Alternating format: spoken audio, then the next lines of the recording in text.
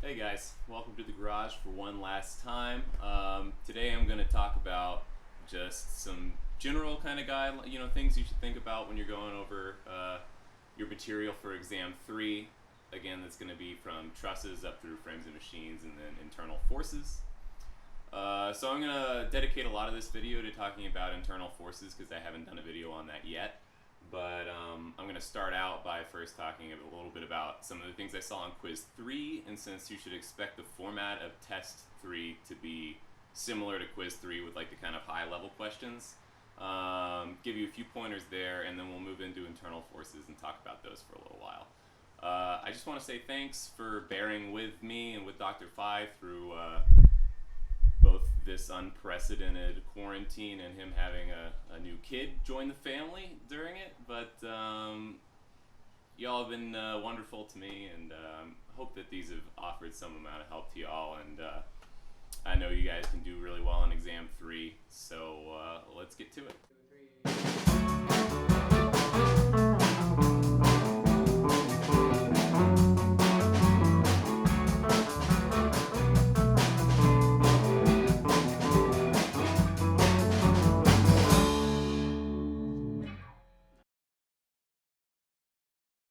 Okay, so on quiz 3, you saw that right out of the gate you had these Y questions that were worth 10 points each.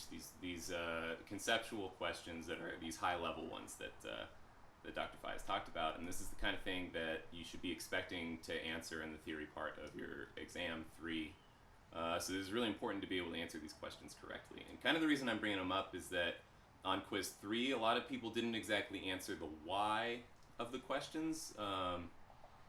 They kind of gave some reasons that were sort of thought backwards by saying like, well, then you couldn't make the calculation, when really they're fishing for kind of physical reasons why we can't do these sorts of things. I say that, but the isolation question was actually kind of more about calculation. Anyway, so the very first question asks why we assume that the trusses are these slender two-force members, and then if we violated these assumptions by applying it to a transverse load, say, what are the implications there? So when we say slender, we don't just mean it's a skinny bar. We mean to say that it's this component where we don't really care about the geometry of it inside. We don't care about what this cross section is. We don't care really about anything here except for the fact that it's, between these 2 points at some angle with some load on these joints, right? And for this to be a two-force member, remember, we can load it at the joints, and it doesn't matter how, we could have a load like this, and another load like that, and a load like this, and this is still going to be that two-force member because it's being loaded at the joints. And then all of this will resolve into one, axial load that's either in compression or tension, okay? And so if this is violated by subjecting it to a transverse load, right, which would be something like this or this, just anything that's kind of not applied at the joints is going to create a transverse load in this unless it's along the axis of the member. And so why we can, give me a sec. And so this kind of, if we do this, we've now violated our assumption that this is this slender two-force member. Now it really matters what the cross-section of the thing looks like. But more importantly, these members that we use for trusses are made to withstand compression and tension. They're not made to withstand bending loads. And what this transverse load is going to do is cause it to bend. And that bending or that buckling is really what we were kind of looking for with the implications of violating this assumption, is that these members are only made to carry loading along the axis, and so when they're subjected to these transverse loads, they might bend, they might buckle, and it's not what these structures are meant for. It's also kind of a good segue into the internal forces that we're going to be covering in a minute, because the whole chapter 7 is basically answering what do we do with this kind of situation. What if this isn't weightless? What if it isn't slender? And we'll get to that in a little bit. The other thing, the other big why question that we started out with was why can't you analyze a member in isolation? And a lot of people said, well, it won't be able to be in equilibrium. And this isn't really right because we don't know anything. The thing is, we don't know if it's in equilibrium. It could be in equilibrium. It could not be in equilibrium. This thing could be accelerating right now. But since it's isolated and it's a two-force member, then all we have is just the unknown force that it's carrying at throughout. And so all we could do. So it said method of joints and method of sections. Why didn't it work for either one? Well, so if we go method of joints, then we can analyze, this joint right here, and who knows if that's tension or compression, who knows if it's directed in what direction. All we really have is like F equals F. Now, if we try to do method of sections, we end up with a very similar thing. Let's just section it off right down the middle, and we have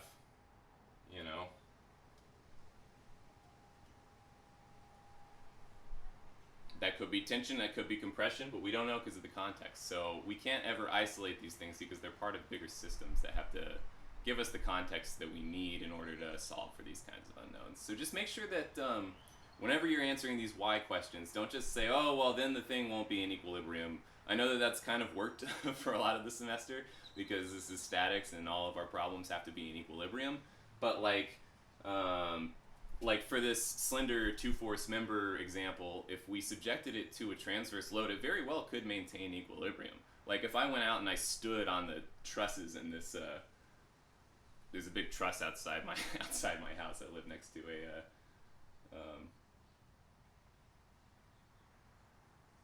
big electricity pole.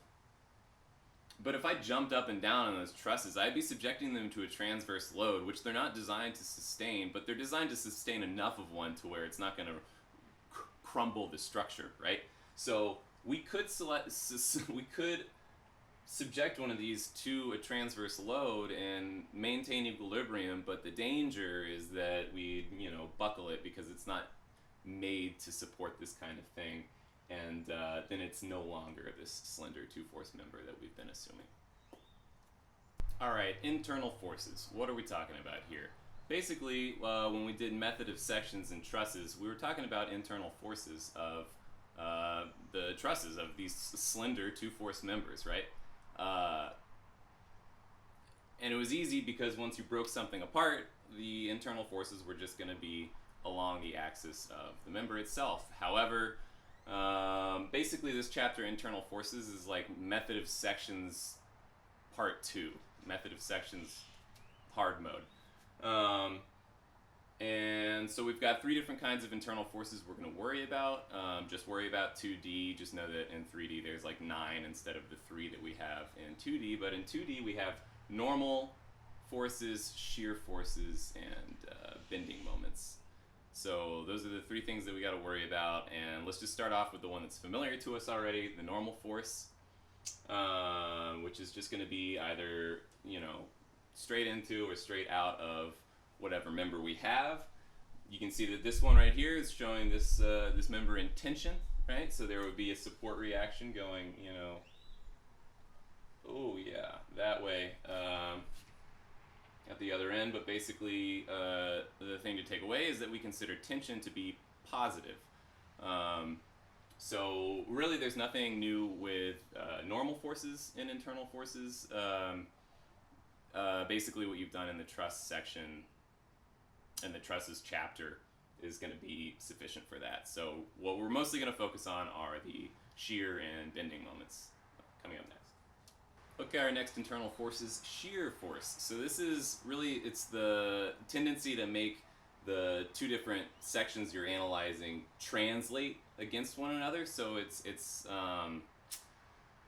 like if you take some scissors and you cut paper, you're shearing it because you're just basically taking it and you're sending one up and one piece down and separating it that way. So these shear forces are the ones that we're going to see with arrows perpendicular to our segments. And so this is where our sign conventions start to get a little confusing, because we've always done moment summations such that a counterclockwise rotation is positive, and what you're going to see is that we consider a positive shear force to be one that causes a clockwise rotation, not a counterclockwise rotation. And you just need to think about which direction is this going to send my section. So it's less confusing when it's presented like this, because you can see this thing, you can see the pushing up, pulling down, and you can see that it will be turning clockwise, right?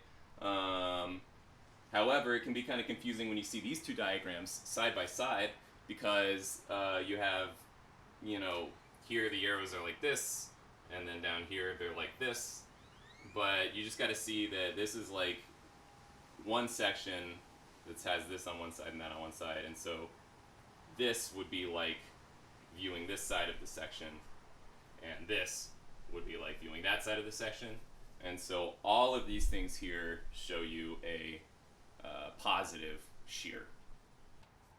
Okay, and finally our third internal force is going to be bending moment. And this is different from other moments that we've worried about before, because it's kind of about the whole member sort of being in this bending, and we'll treat them more like couple moments than we do like regular moments, but there can be a lot of confusion here because, well, this is the bending moment when you're doing your calculations. The shear forces are also going to contribute to moment calculations, because bending moment is only going to be one of the parts of your moment summation. But that don't let that bother you too much, because whenever you get to doing the calculations, it should become pretty apparent, and we'll get there in a minute. But basically, the positive bending moment is one that's going to make the beam concave up, like a smiley face. So smiling, positive; frowning, negative. That's easy enough to remember. I like to use what I call the sandwich method. You think about if you have your section here, you're holding a sandwich, okay? These arrows kind of make you think about bending the sandwich like this. And then if they were facing the other way, you sort of think about bending the sandwich like that.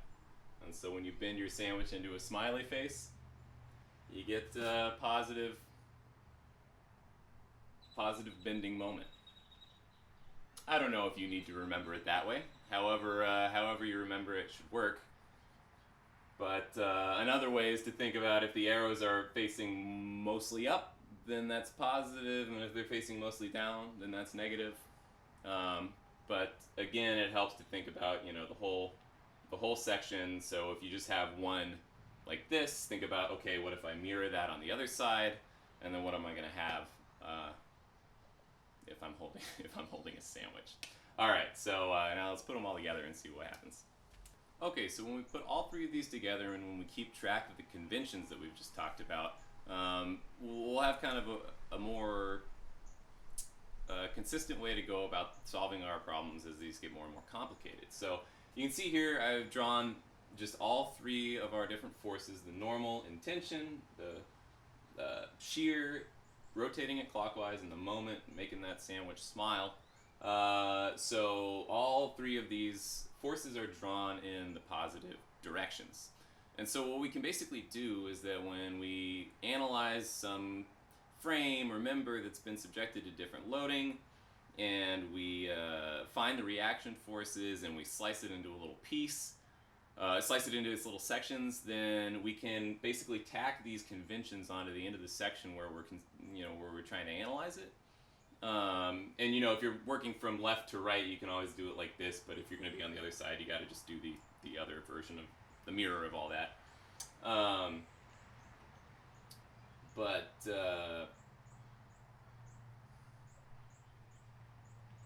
Anyway, you can just basically have all of these drawn in the same directions, and whenever you find that the force is actually pointing in the other direction, it's going to be negative.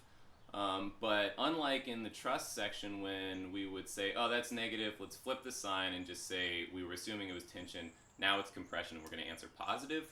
In this chapter, we want to keep our positives positive and our negatives negative, and we want to keep them in accordance with this convention here. So positive bending means it's going to be concave up, and negative bending means it's going to be concave down, and we have to keep track of that, and we have to make sure it's consistent.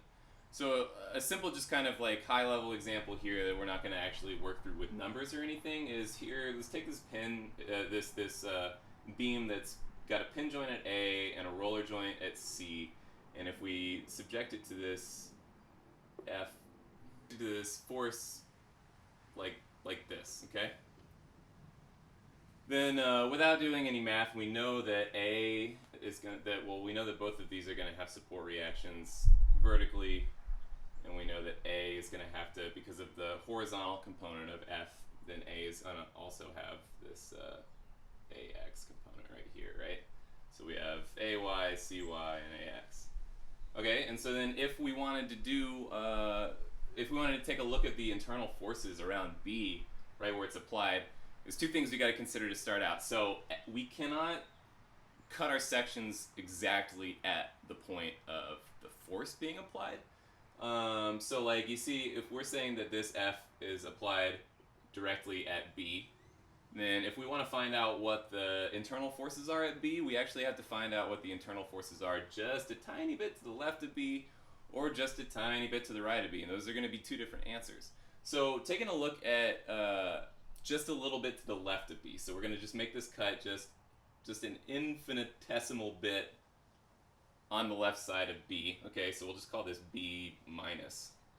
Okay, then we can go ahead and draw our conventions in the positive way. There's our normal force. There's our V, N, and M. Okay, and then assuming we've solved for all our support reactions, and we have our AX here, we have our AY here. Okay, then if we're gonna try and balance this out, then you can see that if we're doing a summation of x's, summation in the x direction, then we've got AX is in this direction, and we've drawn our normal force in the same direction. So we know that our normal force is actually going to go the other way, which is going to be negative normal force, also known as compression. But the point is, we're just going to draw them like this, and then we're going to think about whether it's positive or negative. Okay, so then we have our AY is pushing up like this, and so our V, our shear, is going to be pushing down like that, and so our shear is positive because that arrow is drawn in the correct sense. So finally, if you sum the moments about point A, you basically have the vertical component of F is creating a negative moment that is like our shear force basically. And so in order to get the equilibrium there, our M is going to have to bend in the direction that we drew M, and so our bending moment will also be positive.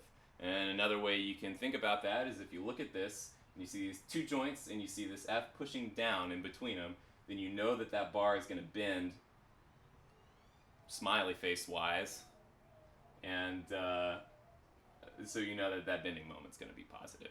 But this is just like, you see this kind of diagram a lot in the book, like where they just draw all three of these forces like this, and so these are all three positive. And so you can go ahead and draw that on your sections if you want, and then depending on which way, it's a good way to keep track of your positives and negatives. You just have to make sure that the direction either lines up or doesn't line up with the arrow, and then assign positive and negative accordingly.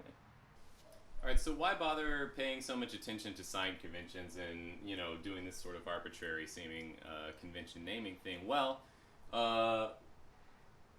it helps a lot when we start to look at these shear and moment diagrams. And why make shear and moment diagrams? Well, instead of just parting these things off at arbitrary sections and then saying what are the internal forces of this section, our real goal in this kind of analysis is to find out what the picture of the entire bar's internal forces are, right? So we don't really care what the internal forces are at x equals 2.5 meters. We care what the profile of the internal forces look like over the whole bar, which helps us shape and spec our,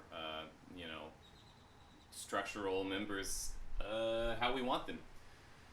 So this is like probably the first example from 7.2 in your book. I changed the numbers a little bit so that I don't have to write 0.5, but we've just got 5 newtons.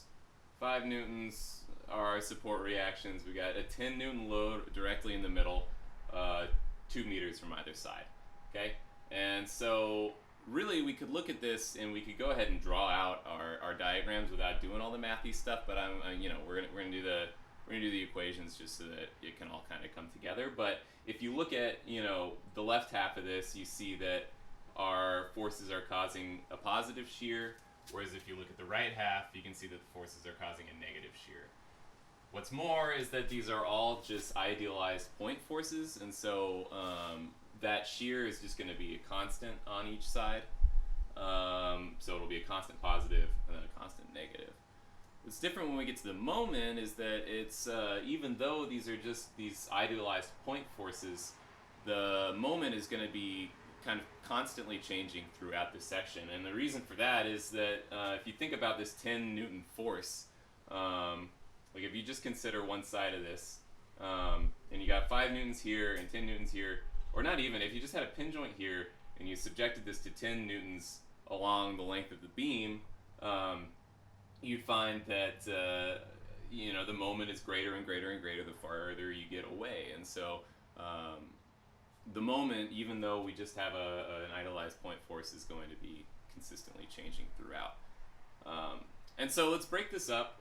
So we're going to look at this leftmost section first, all the way up to 10 newtons, but not quite on it, because remember, we can't evaluate directly at the point where a force is being applied. We can go very close on either side of it. So going up to that point, if we look at our shear first, we can just, all right, so in the y direction, okay, all we have is 5 newtons and all we have is v. And so it's clear that the v is already directed in the right way, because our 5 newtons is going up and our v is going down. And so if Fy equals 0, then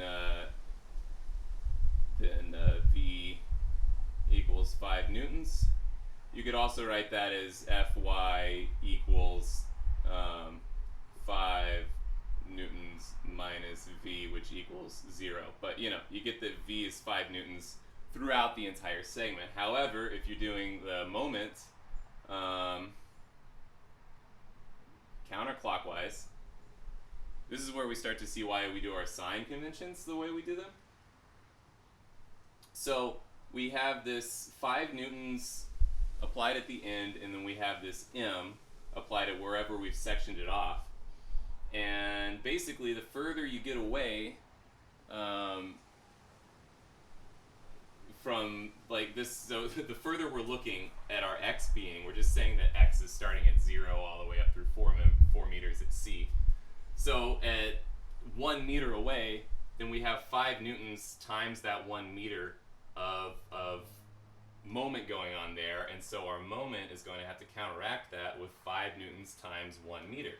Likewise, at 1.5 meters, it's going to be 5 times 1.5 Newton meters, and then at 2, it's going to be 5 times 2 Newton meters, okay?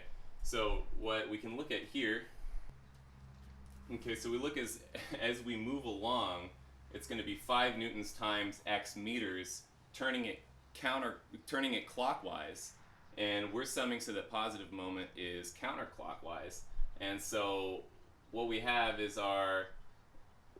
we know we want our summation of m to equal 0. I'm going to do that so we don't confuse our m's, okay?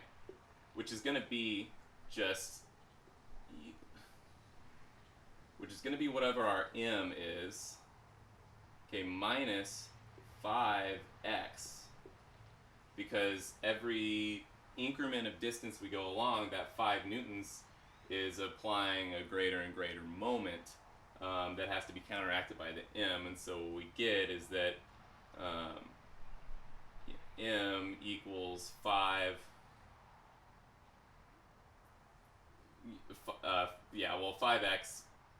Newton meters. And so that just means that it's really 5 newtons times x meters. So if we go over to our shear and moment diagrams, we have just a constant 5. That is an x, not the times. So we have a constant 5, right? So we'll just draw that here. Say that's 5. Okay. And then we have 5x here. So we'll say that's 5.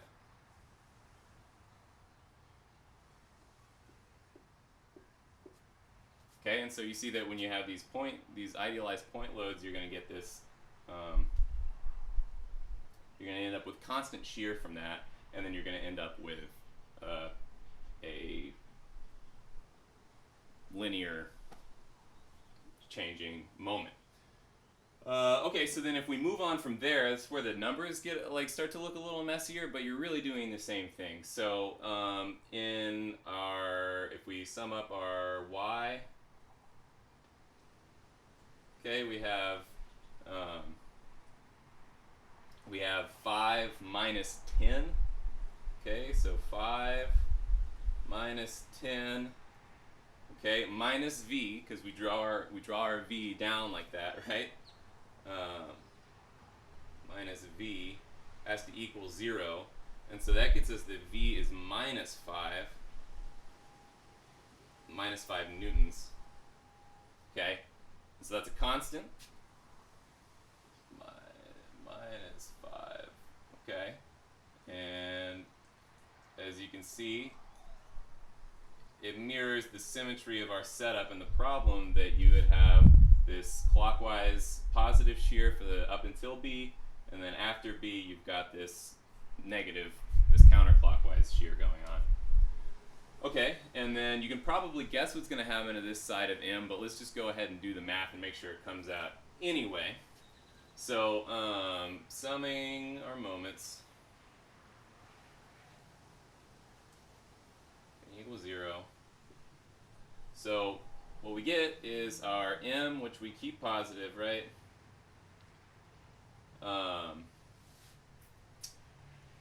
And then we still have our minus 5x from this.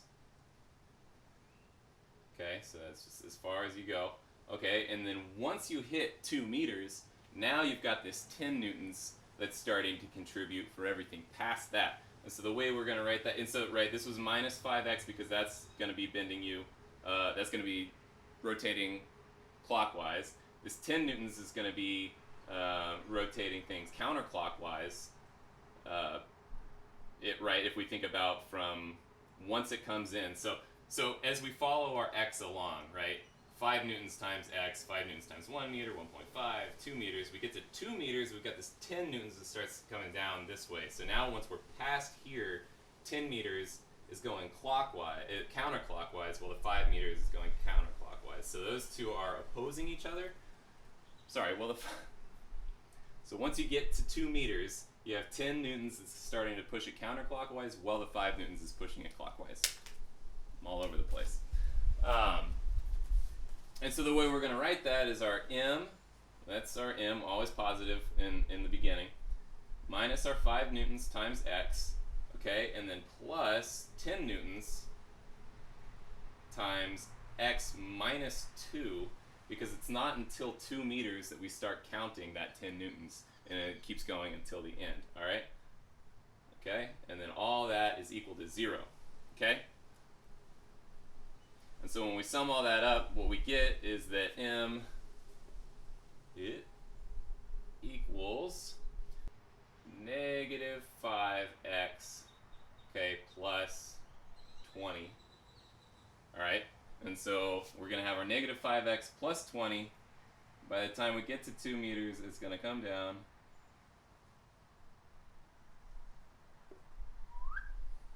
And it'll mirror that exactly.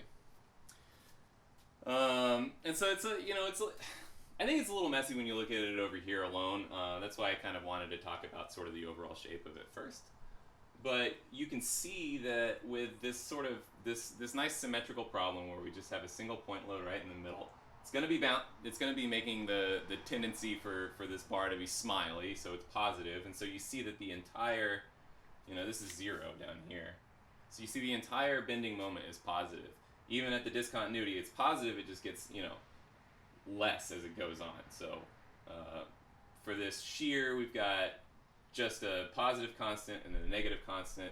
And then for the moment, we have a constant slope and a negative constant slope. And as we'll see shortly, and as you've probably noticed, this is the integral of that. So if you take the derivative of your bending moment, you get your shear, and vice versa. Okay, now spicing up the question just a little bit. Instead of having a single point load in the middle, we're going to have a uniform load over the length of the whole rod. We're calling it 10 meters this time. A and C. We don't even really need to worry about point B this time, but I just wanted to keep that the same. And so you know that in order to solve for these support reactions, we're going to need to make the equivalent, find the equivalent load from this uniform load, which is going to be 10 newtons, because it's 10 meters, 1 newton per meter. 10 times 1 is 10. And then that allows us to find our 5 newtons and 5 newtons for our support reactions. Now, what you cannot do, okay, and can't stress this enough, all right, is that now that you've done this, you can't just say this is basically the problem that we did just before this, right? We can't just treat this as now 5 newton, 10 newton, 5 newton. We need to remember that this 10 newtons is really our, our 1 newton times x, all right, where x is equal to 10 because we've done our 1 newton per meter over all 10 meters, right? So that's really our 1x force, and then it's also being applied, x over 2, which is 5 meters, but it's x over 2 away, and we need this for our equations. So we're going to sum in the y direction. We're going to have our 5 newtons pointing up, and then this is not just going to be 10 newtons pointing down. This is going to be 1x pointing down, right? Because as we move down the bar, it's just 1 times x newtons. It's not just this 10 newtons right in the middle like we had last time. So we're going to say minus 1x. Okay, and then because of the way we're doing our conventions, if we call that minus and this plus, then our v is also going to be negative. You don't have to do it this way, but that's how I'm doing it. Minus v, okay, equals 0. And what that gets us is that v equals 5 minus x. Okay? Yep. And if we take that over to here, you remember last time we just had this uniform shear and then a discontinuity and a uniform shear. But this time we're going to have this shear that goes something like that. That's supposed to be a straight line. Okay? You can see that it's just this uniform load, creates this continuous shear that starts at positive 5 newtons and ends at minus 5 newtons. And this is halfway along the beam that it crosses 0. And you can think about that as the fact that, even though this is a continuous load, up until it gets to the middle, it's trying to twist everything clockwise, and then once it's trying to get over to C, it's trying to twist everything counterclockwise, which is a negative shear. So that's what our shear diagram looks like. Okay, now what about our bending moment diagram? So now we gotta, again, remember that we're using these x's and not the 10. And we'll see, okay, so moment positive like this. Okay? So if we have m, okay, and then 5 newtons times x, right? Because the further we get along, the more it's adding up or whatever. So that's pushing us clockwise, so it's going to be minus. So we're going to say minus 5x, okay? And then our 10 Newton force is really our 1x newtons, and that 1x, but we're applying it as this point mass that's x over 2 away. So we're just going to say 1x times that x over 2, okay? So plus 1x times x over 2 equals 0. Okay, and what we get is that m equals 5x minus x squared over 2. Okay? And so that's going to be this parabolic thing that is going to look like that. It's going to be a nice big symmetrical parabola. The top, I think, is at like 12.5, but you can figure that out in the calculations. Anyway, the point is, the way that we did this is kind of a little bit wishy-washy. Or, I don't know. You have to think about this both as a point mass and as a continuous thing. Whereas what we'll see next is that you can really just look at the calculus and it'll take care of that for you. So basically, this 5 minus x, if you integrate that, you get 5x minus x squared over 2. And we'll see how to start with the 5 minus x based on your initial conditions. Okay, now when we're getting into the actual equations of it, there's a couple of relationships that are going to really guide you through this whole thing. The first one being that the derivative of that the slope of the shear diagram is going to be equal to the intensity of your distributed load. So here we have a uniform distributed load, so at every point along the load it's on 2 Newton per meter. And then down here, it's 2 newtons everywhere along the load. And then here we see this, I mean it's minus, but it's not minus 2x, you know, so the slope here is equal to the distributed load at every point. Similarly, here we have this triangular load, and the slope is greater and greater and greater as we go along. The part where that kind of breaks down a little bit is when we have just a uniform, just a point load, and then you're just going to end up with this uniform loading here, but it's basically there's 0 slope here, and there's 0 value to this everywhere except for at one single point, right? And so, I know that I've drawn this as plus and that's minus, but you know, here you've got you've got 2 over 6 equals 1 over 3x, right? 1/3 x. Find the integral of that. Integrate that 1/3 and you get x squared over 6, which is the shape of this parabola has x squared over 6. There's constants involved in these, right? Like this is 12 minus 2x. This is 6 minus x squared over 6. And we'll get to that in some of the problem solving that I'm going to do in the next video. But for now, just keep in mind these relationships are always going to have to hold. That if you have this uniform distributed load, you're going to have a triangular or like a linear function for your shear. And then if you have a one of these triangular distributions for your load, then you're going to end up with a parabolic distribution for your shear. Also keep in mind that these are cantilever beams, so there's only the support on the one side, which is why you're seeing it starting up high and getting down to 0, starting up high, getting down to 0 shear, because there's nothing supporting it from this side to cause any sort of a negative shear. So these loads are only tending to turn these members clockwise. So these two are a dual of each other. Keep these in mind on the test, that saying that the slope of the shear is equal to the intensity of the distributed load. That's the same as saying that the total change in the shear is the integral of the distributed load, or the area under the curve, right? So the total change here is 12 newtons, and the area under this curve is 12 newtons, 6 times 2. The total change here is 6 newtons. The area under this curve, 1/2 6 times 2, is 6. Okay, and finally, the same relationship that we saw between the distributed load and the shear is going to be the relationship we'll see between the shear and the bending moment. So the intensity of the shear at any point is going to be the slope of the bending moment curve, and likewise the total change in bending moment is going to be equal to the integral of the slope. So just a couple of quick examples. These aren't really numerical.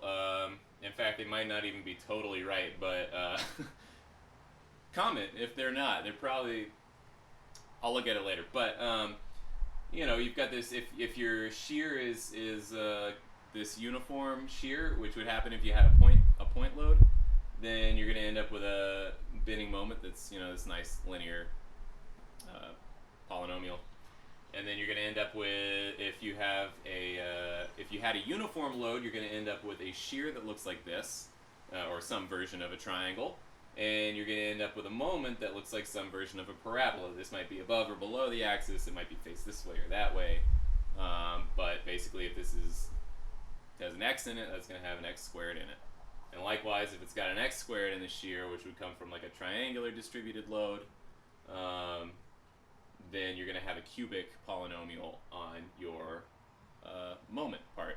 And so just make sure that you're going to have these relationships whenever you go in. And my next video, I'm going to do some worked out problems from your homework and explain this in a little bit better detail. But this is the kind of high level concept. And for your test, you should be able to tell us, what these equations mean. Both versions of the equation, right? So the change in bending moment is equal to the integral, or the area under the shear curve. Similarly, the intensity of the shear is going to be equal to the slope of the moment.